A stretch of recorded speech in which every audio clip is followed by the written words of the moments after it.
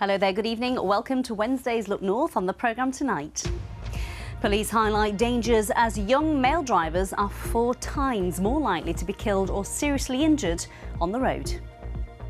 When you first get your driving licence, you think you're invincible. You think you're the best driver in the world. We'll be speaking to pupils at a school in Yorkshire who've been learning about road safety.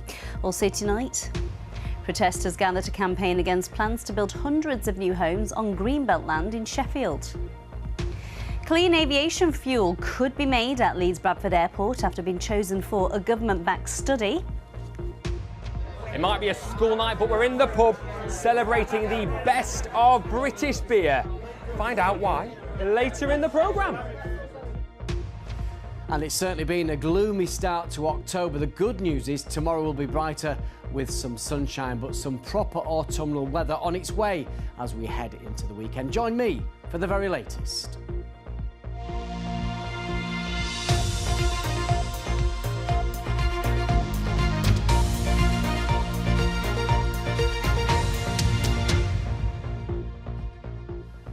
Hello there, good evening. It's good to have your company tonight.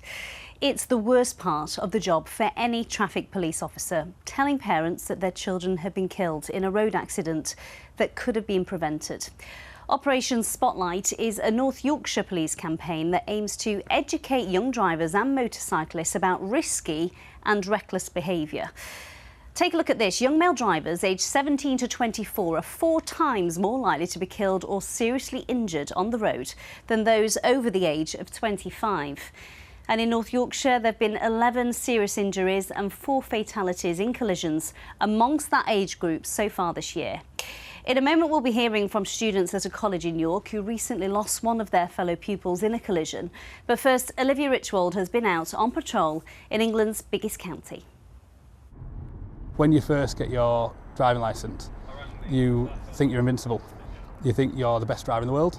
Statistics show that you are 4 times more likely to be involved in a serious or fatal road traffic collision between the ages of 17 and 24. On patrol with North Yorkshire Traffic Officer PC Jack Dodsworth. He's taking part in Operation Spotlight to try and educate young drivers, and tonight we're looking for those who appear to be taking risks. He's flying about, isn't he? He's obviously got L plates on. Shows me he's a newish rider. The first person he pulls over is a teenage motorcyclist who was riding erratically. On a bike, you're incredibly vulnerable. They are dangerous, and it's not just you you've got to look out for, is it? It's all the people around you that they don't look for bikes on a night. Next is 2 young friends in a souped-up Seat. Between 17 and 24, you're 4 times more likely to be involved in a serious or fatal road traffic collision. The car you just stopped, they were filming you. Does that happen a lot, and does it bother you? I'm not bothered about being filmed, and like tonight, if they're filming me and I'm giving them some form of educational talk, hopefully they'll post it to social media. So they're helping do your job? Exactly that. It's just a car, mate. Your front lights just are very poor. We've had a bit of crack with them. If you speak to them in a way they understand and be on their level with a bit of crack, they're going to take more away from it than if I stood and spoke like a robot. As well as Operation Spotlight, PC Dodsworth is doing his usual job and has to respond to an emergency call. There's a car with false plates. He also stops to help a driver who's broken down on a dark stretch of the A19. But as the clock ticks towards 11 p.m, he spots another young biker taking risks. The youngster illegally overtakes the unmarked police car and is riding 15 miles above the speed limit on a rural road. You overtook me on solid white. Oh, right, okay. And then you were doing 55 and a 40. The 20-year-old had been on his way to work and will now be late. His L plate had also fallen off. You know what you've done, you know how quick you were, you've coughed it all, haven't you? You've been right as rain, so I can't see any point in ending up sticking you to court when, realistically, a driver diversionary course is going to do you the world of good and you're going to learn from it. Lewis will be given a traffic offence report and probably sent on a course to make him a safer driver.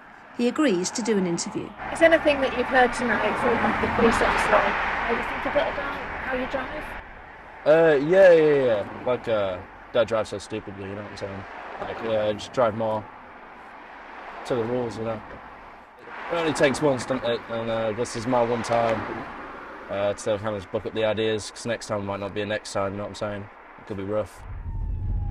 And this reaction is all the reward that PC Dodsworth needs as he continues to try and make North Yorkshire's roads safer. Olivia Richwald, BBC Look North, North Yorkshire. It's really interesting insight, that, isn't it? And part of that operation for North Yorkshire Police, they've been at Askham Bryan College in York today to speak to pupils there about the risks on the roads. Tom Ingle has this report. I was just doing a double white line overtake. I've only had a couple of pints. It's not the end of the world. But it is, because it was the end of the world for so many people that I had to deal with. The message is personal, frank and hard-hitting. This audience are the ones who need to hear it. Highest risk road category, yes, with regards to age, 16 to 24-year-olds. We've got a lot of tractor drivers in here, so they're on the roads at 16, and they've got the confidence, and they've got the highest risk, and also their brains aren't developed till they're 25, so that fits in with the stats as well. Ali has spoken to thousands of young people, like these at Askham Bryan College, who are right at the start of their driving careers. For the North Yorkshire Force, 2025 has seen a grim toll of 15 serious injury accidents involving young people. There have been 4 deaths. The college is right alongside the busy A64 dual carriageway, but is reached by smaller country highways. Its students know all too well what can happen.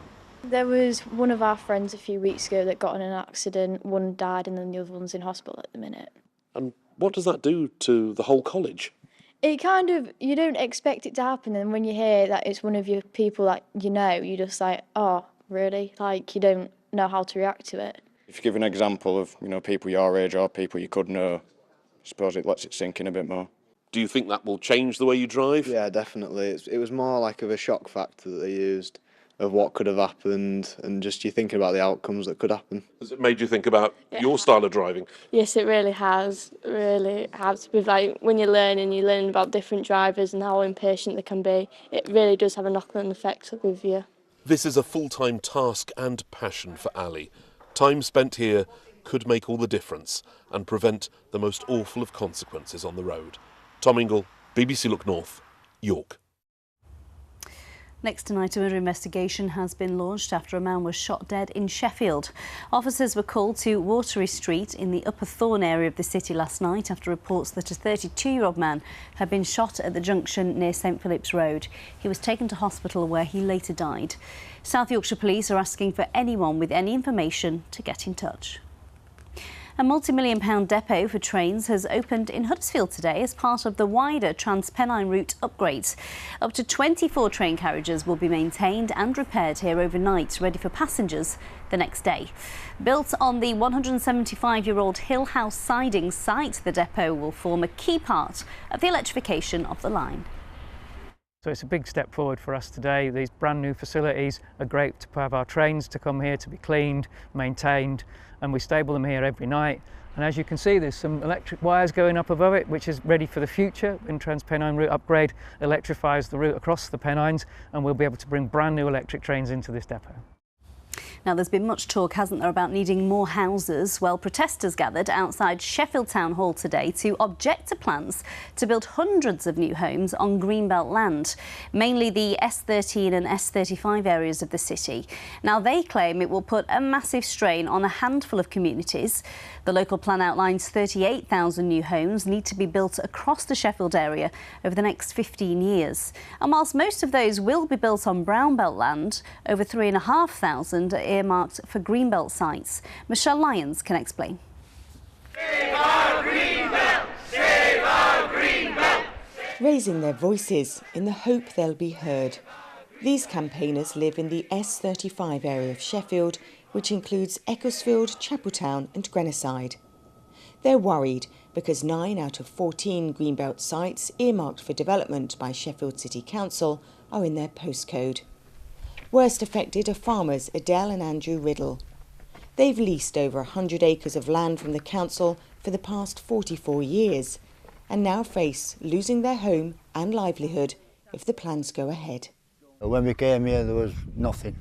We had to start from scratch. Even the house weren't livable, derelict. Thought that after our time it'll be my daughter's or my son's chance to farm and their grandkids. But that's why we've done what we've done. You know, we've spent everything. And it looks like now that they're going to try and take it all away from us.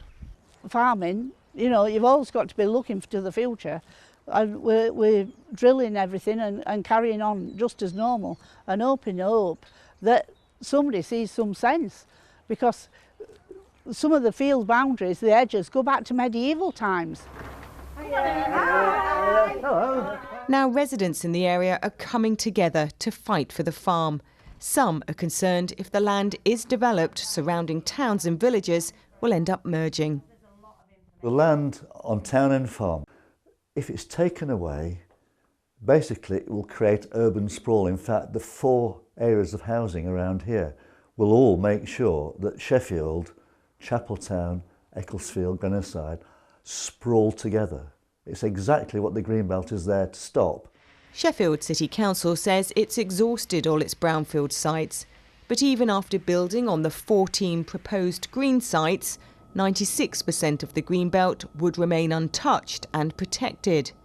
But this gives little reassurance to those affected by the plans. I mean, they're the owners of the land, and I think they can just ride roughshod over us, I just think it's sheer madness, and we're just absolutely devastated to be losing. We could be losing his home, his livelihood, and as employment for me and my husband and my daughter. Over the next few weeks, the planning inspector will hear evidence from both Sheffield Council and campaigners on the local plan, and she's expected to report her decision early next year. In the meantime, Andrew and Adele will continue to work the land in the hope they can still call it home in the future. Michelle Lyons, BBC Look North, Ecclesfield. Well, we have heard from Sheffield City Council. They say the plans will increase the number of affordable homes in the city. It'll also help the city to grow our economy, support regeneration of more brownfield land and bring in new investment. Any public engagement is a key principle of our planning process. Now, how about this? Leeds Bradford Airport has been chosen as the site for a government-backed study into whether clean aviation fuel could be made there. So over the next 8 months, academics, the airport and airlines will look at how feasible it is to produce sustainable aviation fuel at the Eden site. The only ingredients are this: electricity, air and water, and when it's burnt, it will be carbon neutral. Sounds too good to be true, doesn't it? How feasible is this? Our transport correspondent Spencer Stokes has been taking a look. Leeds Bradford Airport, famously wet and sometimes very windy. So why not tap into those resources to create a new type of sustainable aviation fuel? One that could power aircraft. An improbable proposition? The airport's chief executive doesn't think so. I know it sounds like science fiction, but it's actually just the first part. It's just science. Because the only ingredients that go into sustainable aviation fuel, eSAF, are electricity, water, and carbon dioxide from the atmosphere. So we can produce all of that. All of that is available locally. And then all we have to do is transport the liquid to the aircraft, and you've got a completely circular carbon movement. Sustainable aviation fuel, or SAF, is already used by airlines in small quantities. It's made from plant oils or even household waste. What the airport are talking about is eSAF. To make it, a mini SAF plant would be built at Leeds Bradford Airport that would be powered by green electricity. Air and water would be fed into it, and through a process known as electrolysis, different chemical elements would be extracted from the air and the water. Those elements would then be recombined in a different formula to create the fuel. The fuel would contain carbon, but unlike fossil fuels, the carbon is recycled from the atmosphere. 500,000 litres of oil-based jet fuel, kerosene, are used at Leeds Bradford Airport every day. The eSAF would be just 1.2% of that amount. If the SAF is available, we will use it. The more SAF there is, it's fundamental economics. The more there is, the lower price will be, because at the moment SAF is 3.7 times more expensive than jet fuel. We're looking at how we can reduce those emissions, and as well as that, have some innovation and business opportunities for, for the north, for Yorkshire.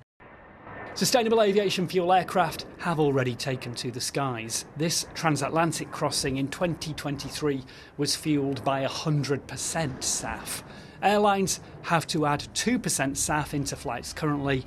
That will rise to 22% by 2040. This could be a game changer for the industry, but it will take a while, and the government needs to support SAF so that it can reach commercial viability and start to compete with fossil fuel. We have quite a mountain to climb when it comes to creating enough SAF to satisfy our aviation industry. £1.5 million of government funding pays for the study, establishing whether the elements in air and water can become the fuel of the future. Spencer Stokes, BBC Look North, Leeds Bradford. And of course, we'll keep across that story.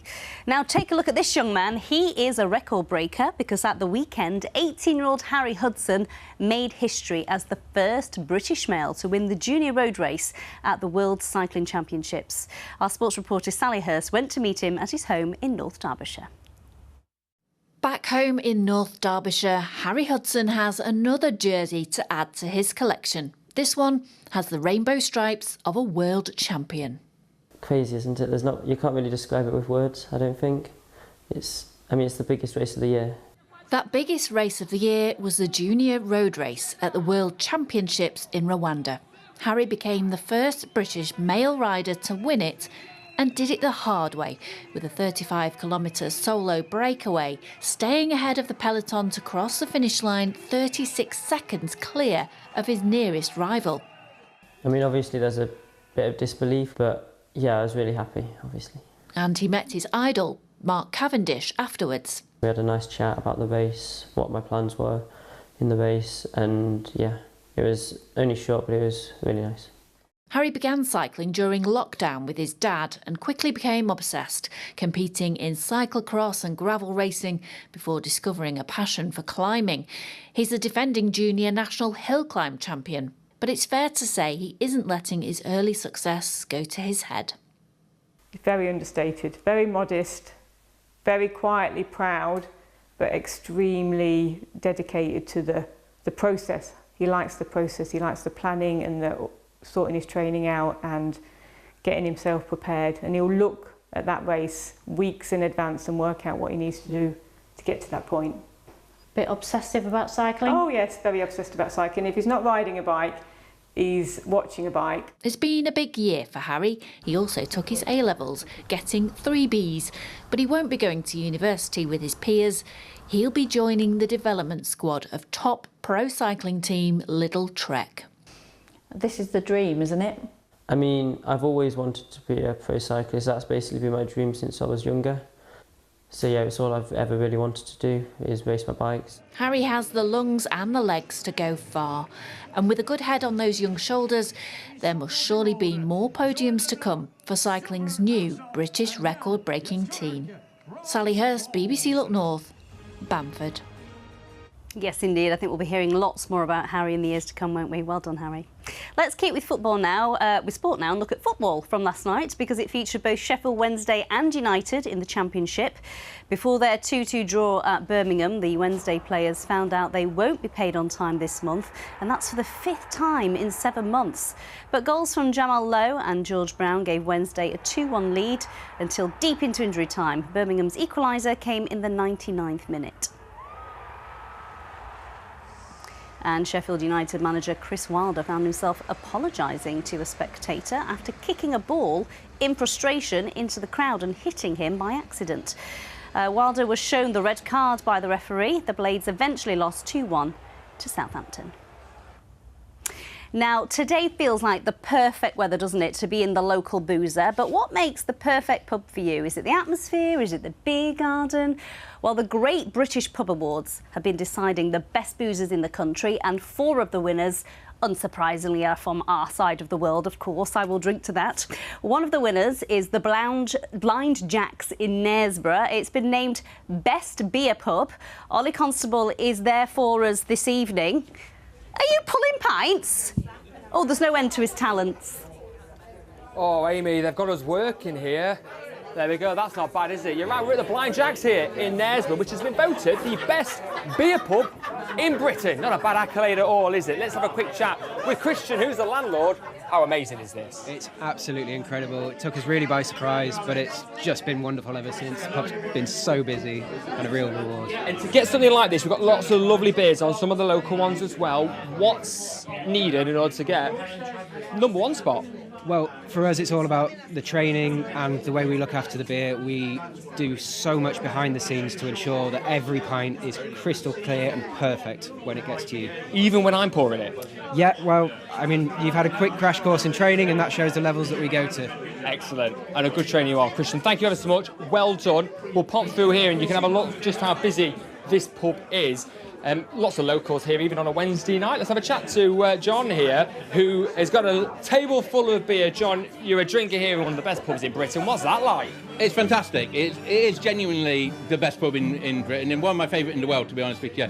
It's a great sense of community here. The decor's fantastic, and of course, the beer's always great. And that's what it's about, isn't it? It's about the beer, it's about the atmosphere as well. Hey, there it's You've got some live music on there as well, and there's lots of local beers that are on the bar. Let's have a quick chat with Kirsten, who is from Roosters Brewing Co., one of the beers on the bar. What's it like, Kirsten, to have a winner around here? Oh, we're absolutely thrilled at Roosters Brewery.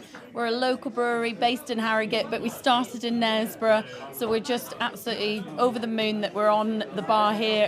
It's just incredible, and we're so chuffed for these guys. Such a fabulous pub. Love it. Absolutely, yeah. it is. And look at the atmosphere. It's a Wednesday night and it's absolutely packed in here. It's a school night, but that's not going to stop the locals coming down here and enjoying a couple of beers and celebrating as well. And it's not the only pub in our region, like you say, which has been celebrating. Admiral Tavern's Pub of the Year is the Gasoline in Chesterfield, Pinnacle Sports and Games in Leeds, best pub to watch sport, and the Myrtle Tavern in Meanwood, best pub garden as well. But this one is all about the beer. We're going to have to taste it, aren't we? Amy, back to you. We'll save you a pint. You won't though, will you? It smells great. It smells great. Not like All the right, Prosecco you're used to. Go. Drinking on the job again. I can't believe how busy that pub is for a Wednesday night. Even had the mayor in there. That was my local when I lived in Knaresborough. Fantastic. It was rammed on a Friday and a Saturday night. It looks fab. Top place. We've got to mention that suit last night. The amount of messages I've had about that weather suit. I know. Well, some people want me to wear it during the weather, so I might put it on next week. I think you should, yes. But not in the short term, because we've got Storm Amy on the way. Well, I've been called worse. Yeah, a bit of a letdown for our region, but the storm certainly will bring some strong winds. That's what it looked like this morning along the River Ouse. Gary sent that in, definitely looking quite autumnal there. And this was taken in Scarborough. There was a bit of brightness this morning. This was around about 7 o'clock this morning. A fantastic rainbow there. Beautiful. Taken by Sleepless in Scarbados. So keep the pictures coming in. It'll be quite interesting in the next few days. A better day tomorrow, but of course we've got some strong winds to come Friday into the weekend. Addresses on your screen right now. So yes, tomorrow does look a brighter prospect. It's been pretty gloomy today, but we should all see at least a little bit of sunshine coming through the clouds during the course of tomorrow. Then all eyes on the Atlantic. Things are going to get really wound up. Some rain to come Thursday night. This is Storm Amy. The strongest winds across Northern Ireland and Scotland. For us, it's actually not uncommon to get this sort of setup. We're looking at gusts around 50 miles an hour, maybe slightly more Friday night into the weekend, but a big drop in temperatures, so we're really going to feel like autumn has arrived. Right, there's the satellite picture. You can see there's been very few breaks today. There's still the risk of a little bit of drizzle, especially over the Pennine Hills. But elsewhere, it looks dry tonight with broken cloud. Quite mild because of that cloud cover. We'll see lowest temperatures down to 9 or 10 degrees. So tomorrow's high water times then. Scarborough, a better day tomorrow, I think. 22, just one high water time in the 24-hour period. So a bit gloomy first thing. There might be some mist and patchy fog, a bit of drizzle over the Pennines. Otherwise, it's dry. And I think as the breeze picks up, we will see some breaks coming through, especially during the course of the afternoon. There will be some sunny spells around. As I say, all parts will be dry. Not bad temperatures. The average for this time of the year, 14 or 15 degrees. We're looking at 18 tomorrow in Leeds and Doncaster. That is at 64 degrees Fahrenheit. So then the wind really picks up. I think widespread gales Friday night into the weekend in association with Storm Amy. Friday, a fine start, rain later. The weekend, blustery, scattered showers, especially in the west, but perhaps eastern areas not faring too bad. Look at that, just 13 on Saturday afternoon. That's the forecast, Amy. Windy Amy, is that how it's going to be known? Yes. There'll be a warm front as well, of course. Oh, she's always got a warm front. That's it from us. Thanks for your company tonight. We'll be back at 10:30 this evening. Bye-bye for now.